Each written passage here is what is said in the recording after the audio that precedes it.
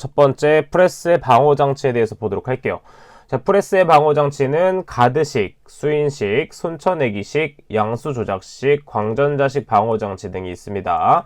자, 그럼 각각의 방호 장치의 특징을 한번 보도록 할게요. 자, 첫 번째 가드식 방호 장치에 대해서 보도록 하겠습니다. 자, 가드식 방호 장치는 가드의 개폐를 이용한 방호 장치로서 기계의 작동을 서로 연동하여 가드가 열려 있을 때는 기계의 위험 부분이 가동되지 않고, 또한 기계가 작동하여 위험한 상태로 있을 때는 가드를 열 수 없게 하여서 작업자가 다치지 않게끔 하는 방호 장치가 되겠습니다. 자, 두 번째 수인식 방호 장치는 무엇이냐면 말 그대로 이 수가 손을 의미합니다. 자, 그렇기 때문에 슬라이드와 작업자 손을 끈으로 연결하여 슬라이드가 하강했을 당시 작업자 손을 당겨서 위험 영역에서 빼낼 수 있도록 한 장치가 되겠습니다.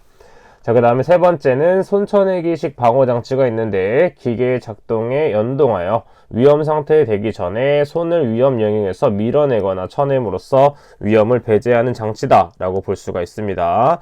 자, 여기서 추가적으로 알아야 될 것들이 있는데 급정지 기구가 부착되지 않은 상태에서 사용하는 방호 장치의 종류는 알고 있어야 됩니다. 자, 그래서 하나 내용을 추가하도록 하면 급정지 장치가 부착되어 있지 않은 경우 사용하는 방호 장치는 무엇이 있냐면 첫 번째는 가드식, 자, 두 번째는 양수기동식, 세 번째는 수인식, 네 번째는 손쳐내기식이 있습니다. 자, 일반적으로 문제에서 출제됐을 때는 프레스의 방호 장치에 대한 것을 모를 때도 있지만, 자, 이렇게 특수한 경우 급정지 장치가 부착되어 있지 않은 프레스에 대해서 필요한 방호 장치는 무엇인가 라고 출제될 수도 있기 때문에 그때는 이 네 가지만 적어주시면 되겠습니다. 자, 다음은 양수조작식 방호 장치에 대해서 보도록 하겠습니다. 자, 양수조작식 방호 장치는 여기서도 마찬가지로 이 수는 손을 의미하게 됩니다. 자, 그래서 양손을 조작했을 때만 사용되는 방호 장치다라고 이해하면 되는 거예요. 자, 그래서 내용을 보도록 하면 기계의 조작을 양손으로 동시에 하지 않으면 기계가 가동하지 않으며 한 손이라도 떼어내면 기계가 급정지 혹은 급상승하게 되는 장치라고 볼 수가 있습니다. 자, 그래서 어떻게 생겼냐면 대략적으로 보게 되면 이렇게 생겨서 버튼이 두 개가 이렇게 있는데 양손으로, 사람이 양손으로 눌러야지만 기계가 작동해서 이 프레스가 내려오게 됩니다. 프레스가 이렇게 아래쪽으로 내려와서 작동을 하게 된다라는 걸 알 수 있겠죠. 자, 그래서 양수조작식 방호장치의 설치 요령 중에서 중요한 것은 무엇이냐면 이 안전거리 구하는 공식은 알고 있어야 됩니다. 자, 그래서 안전거리 구하는 공식 dm일 경우에는 1600 곱하기 TC 플러스 TS에 대한 것인데 이것은 초 단위로 대입할 때는 1600이 되겠고 만약에 MS 단위로 했을 경우에는 1.6으로 대입하면 되겠습니다. 자, 그것에 대한 것이 설명이 바로 아래쪽에 양수기동식 부분이 있네요. 자, 그럼 보게 되면 안전거리가 밀리미터일 경우인데 1.6 곱하기 TM을 하게 됩니다. 자, 이때는 보게 되면 소요시간이 초가 아니라 MS라는 단위를 사용하게 됩니다. 마찬가지로 위에서도 MS라는 단위를 사용할 경우 1.6, 양수기동식에서 초 단위를 사용할 경우에는 1600으로 바꿔서 대입을 해주시면 되겠습니다. 자, 그래서 아래쪽에 방호장치 설치 방법 한번 체크해 보도록 하면 설치 방법으로서는 반드시 1행정, 1정지기구에 한해서 사용해 줘야 되겠고 누른 버튼을 양손으로 조작하지 않으면 작동시킬 수 없는 구조가 되어야 되며 양쪽 버튼의 작동시간 차이는 최대 0.5초 이내가 되어야 된다라는 거 체크.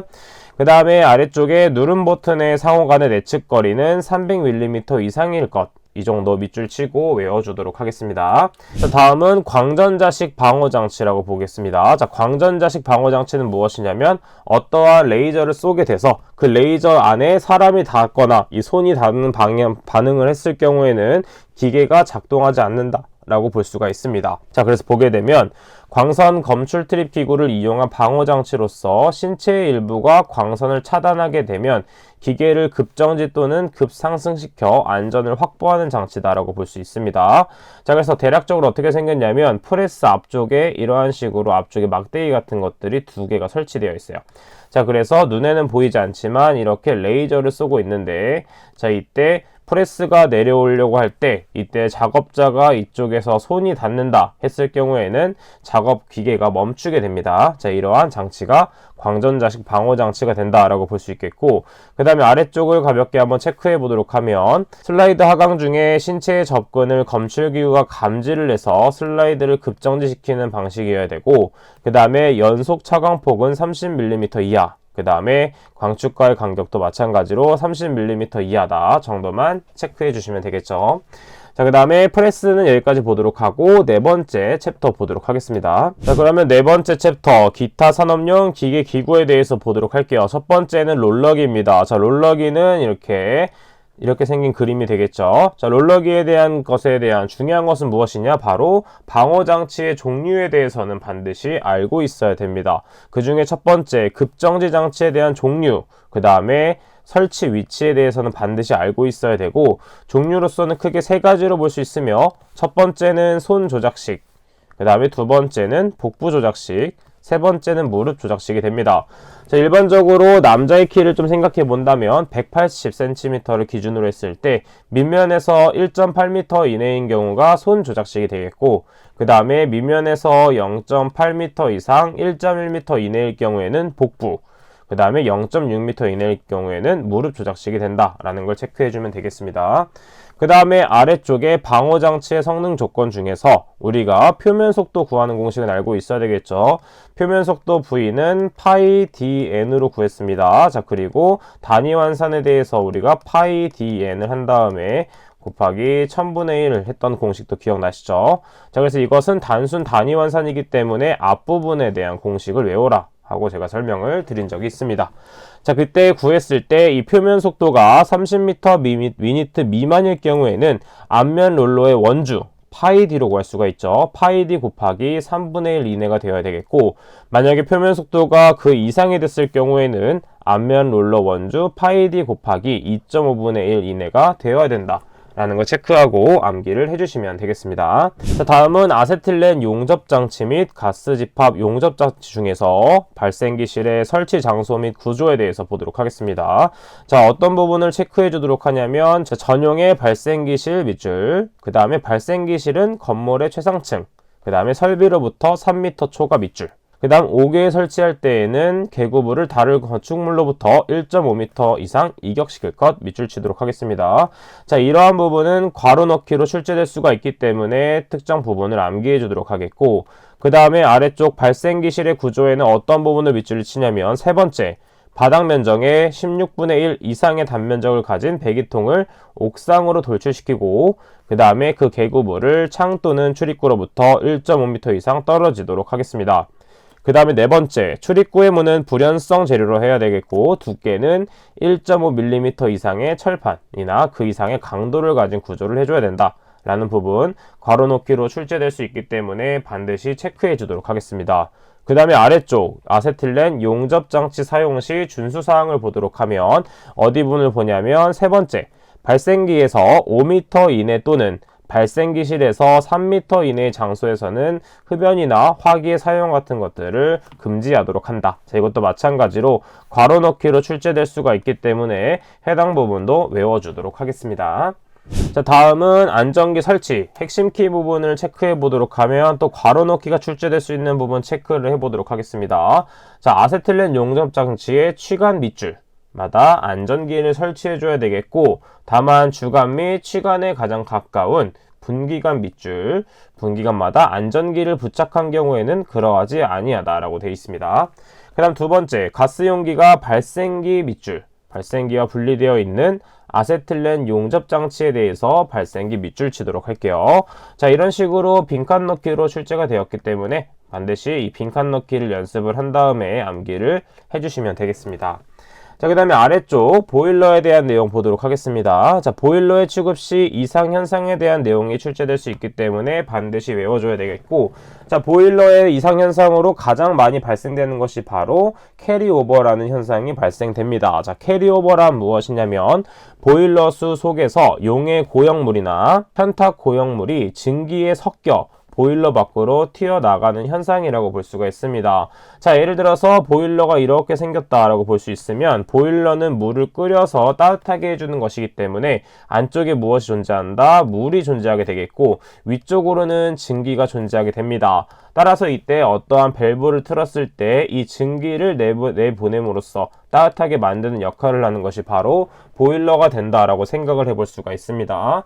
이때는 원래 증기를 이동시키는 것인데 이때 밸브를 너무 빠르게 열거나 기타 특이사항들이 있을 경우에 물이 같이 딸려서 올라가는 경우가 있습니다. 자, 그럴 경우에 바로 이 캐리오버 현상이 발생된다라고 볼 수 있겠고 또한 물이 나갔을 경우에는 워터 해머가 발생될 수 있기 때문에 이 밸브 조작을 잘 해줘야 되겠죠. 자, 이때 캐리오버의 주된 현상으로는 두 가지를 볼 수가 있습니다. 프라이밍 현상과 포밍 현상이라고 볼 수 있는데 프라이밍은 일반적으로 조작을 실수했을 경우에 발생되는 녀석이다라고 볼 수 있겠죠. 왜냐하면 갑작스러운 압력 변화가 될 수 있는데 이때 갑작스럽게 밸브를 틀었을 경우 우리가 압력이 갑작스럽게 변하기 때문에 이 프라이밍 현상이 발생된다. 자, 그래서 특성을 보도록 하면 보일러 부하의 급변으로 인해서 수위가 급상승하게 되면 증기와 분리되지 않고 물과 같이 딸려서 나가게 되기 때문에 이러한 현상이 발생될 수 있다. 그렇기 때문에 수위를 판단하지 못하는 현상이 발생할 수 있게 되는 것이죠. 자, 그 다음에 두 번째 포밍은 거품이라고 생각해 볼 수 있습니다. 자, 폼이 무엇이다? 클렌징 폼을 떠올려 주시면 되겠죠. 자, 그래서 유지분이나 부유물에 의해서 보일러수의 비듬과 함께 수면부에 거품을 발생시키는 현상이라고 볼 수가 있습니다. 자, 거품도 기포의 한 종류이기 때문에 프라이밍도 기포가 발생되는 현상이라고 볼 수가 있게 되는 것이죠. 자, 그래서 이 캐리오버의 현상에 대해서도 알고 있어야 되고 그거에 대한 주된 현상 두 가지가 바로 프라이밍과 포밍이 된다라고 봐주시면 되겠습니다. 자, 그래서 우측에 있는 프라이밍의 발생 원인도 암기해줘야 되는데 첫 번째는 보일러 관수의 농축, 두 번째는 수증기 밸브를 갑작스럽게 열었을 경우에 발생이 되며 그 다음에 보일러의 부하를 급변화해 운전하거나 보일러 관수를 수위를 높이 하면 이러한 프라이밍이 발생이 된다라는 걸 체크해주면 되겠습니다. 마찬가지로 캐리오버의 발생 원인도 중요하기 때문에 프라이밍 발생 원인과 함께 같이 암기를 해준다 라고 생각을 해주도록 할게요. 자, 보일러의 안전장치의 종류에 대해서 한번 보도록 할게요. 자, 안전장치의 종류를 적는 문제가 출제될 수 있기 때문에 바로 이 네 가지를 암기해 주도록 하겠습니다. 자, 고저수위 조절장치는 무엇이냐면 말 그대로 고저수위를 알리는 경보등, 경보음 장치 등을 설치하는 것이 되겠다라고 볼 수 있겠고 그 다음에 압력 방출 장치는 말 그대로 압력을 방출하는 장치로서 1개 또는 2개 이상 설치해 주도록 하고 최고 사용 압력 이하에서는 1개가 작동되며 최고 사용 압력 1.05배 이하에서 작동하도록 해야 됩니다. 자, 이 1.05배가 많이 출제되기 때문에 반드시 체크하고 암기를 해주도록 할게요. 또한 세 번째를 보도록 하면 매년 1회 이상 국가교정기관에서 교정을 받은 압력계를 이용해서 설정 압력에서 압력 방출 장치가 적정하게 작동하는지를 검사한 후 납으로 봉인을 하여 사용해야 됩니다. 자, 이것은 법적으로 나와 있는 것이기 때문에 이렇게 체크를 하고 암기해 주시도록 하겠고 그 다음에 결과가 우수한 사업장은 4년마다 1회 이상 검사를 해줘야 된다 까지도 빈칸 넣기로 외워주도록 하겠습니다. 추가적으로 압력 제한 스위치와 화형 검출기가 있다 정도 체크를 하고 외워주도록 할게요. 자, 그 다음은 산업용 로봇에 대해서 보도록 하겠습니다. 자, 로봇의 사용이 점점 많아지고 있죠. 자, 그래서 이것에 따른 안전 방법에 대해서만 한번 체크해 보도록 하겠습니다.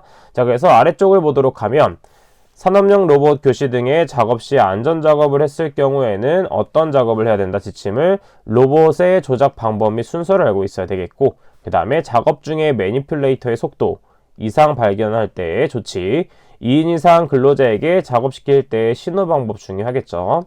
그 다음에 이상을 발견했을 경우에는 운전을 정지한 후에 재가동시킬 경우의 조치사항, 그 다음에 그 밖에 사항이 있다 정도 체크를 하고 암기를 해주시면 되겠습니다. 자, 해당 부분도 마찬가지로 필기에서 했던 부분에서 조금 더 세부적으로 암기하는 것이기 때문에 보다 더 꼼꼼하게 암기해 주시는 게 좋고 그 다음에 기출문제를 통해서 보다 더 확립을 해주는 게 좋습니다. 자, 그래서 암기를 했을 경우에는 그냥 끝났다라고 생각하지 마시고 까먹을 수도 있기 때문에 지속적으로 눈에 익혀두는 게 좋다라고 말씀드릴 수가 있네요.